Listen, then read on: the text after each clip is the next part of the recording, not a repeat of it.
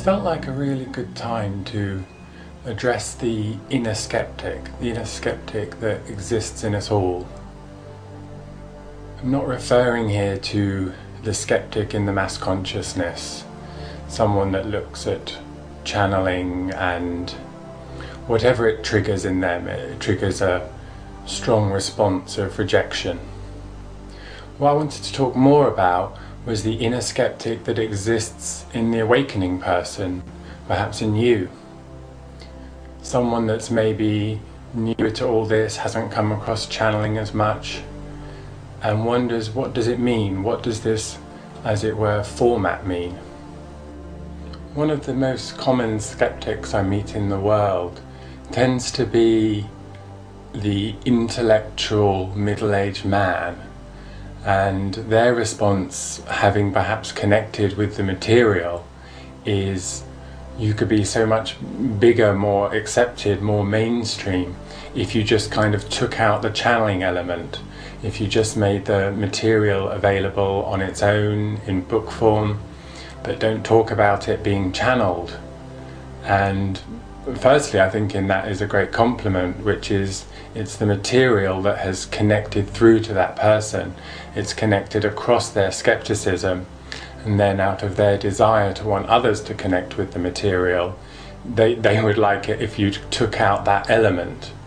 I know this is something that Esther Hicks has got. I think Oprah was basically kind of saying to her, you know, if you took out the channeling bit and just made it that the information, then, you know, I could have you on the TV show, the mainstream would be ready for you. And I think it's a common thing for all channelers, really.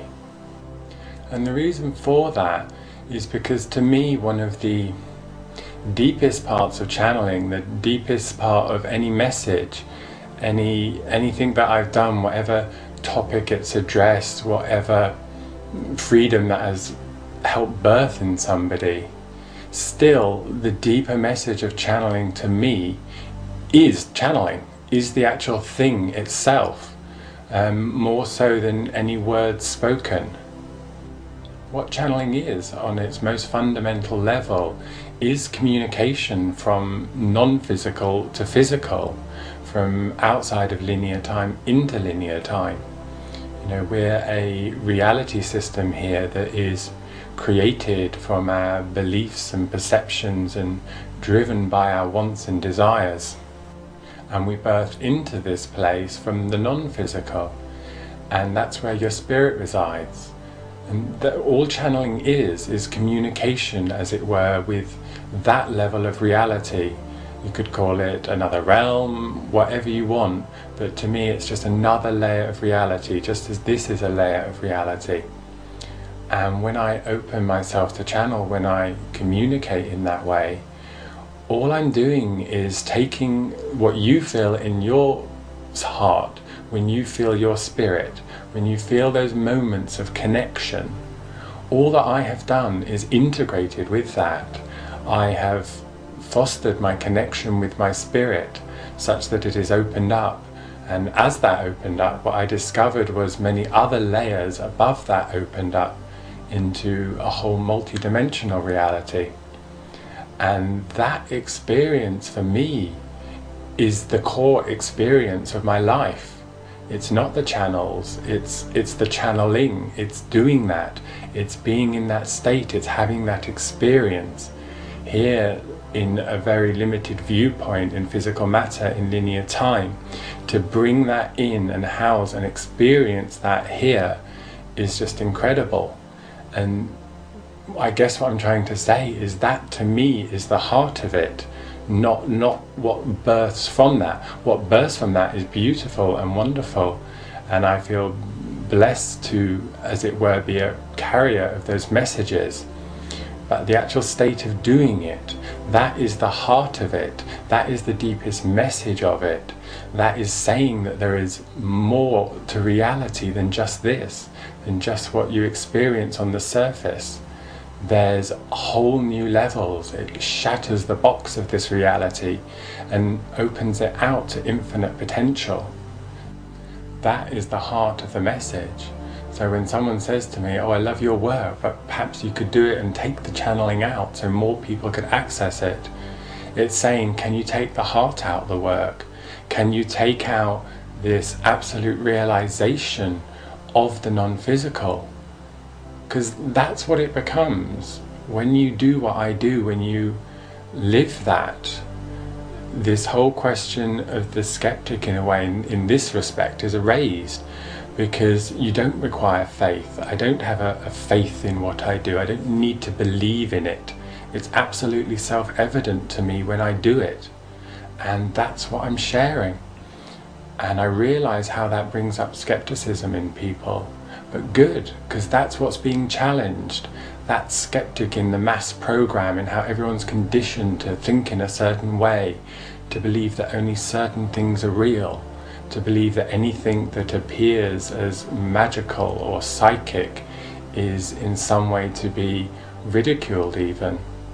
That's part of the programming that keeps everyone in this very kind of safe box. And you know, the thing about that is, I don't think it's a great box. I think if you look at the mass consciousness, if you look at those that are not open to the realization that they choose their reality, that they're creating all this, you know, I have to say, I look at that and it doesn't seem a great reality to me. But what I also understand on the mass level is that it's being chosen for a reason. The mass consciousness is a reflection of humanity, is a reflection of what people are working through. And in that way, it's both meaningful and purposeful. And this is why in the work that Lee and I do, we're not out to convert anybody. We're not saying you need to believe this. What we're saying is, this works for us. This has led us to great joy and happiness, great intimacy with reality, where we feel totally connected to it through our creative ability. And you know, that is joy, nirvana, paradise. And it's right here now on this planet, and it's available to you. It's just a questioning of shifting your perception, because fundamentally that is all awakening is. It's a shift of perception. I don't live in a different reality from you, but I perhaps have a vastly different view of this reality. And the view of reality I have brings me great joy. And that's why I want to share it. That's why I don't want to take the channeling out of my work, because it's the heart of my work. It's what's opened me to the greatest joy.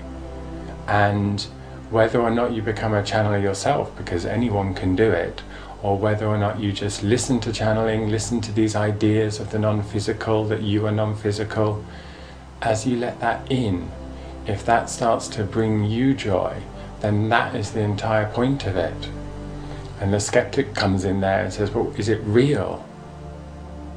If you open yourself through the skeptic to the possibility that the channeling you see is real, is communication from other levels of reality, with other beings, with other layers of our consciousness.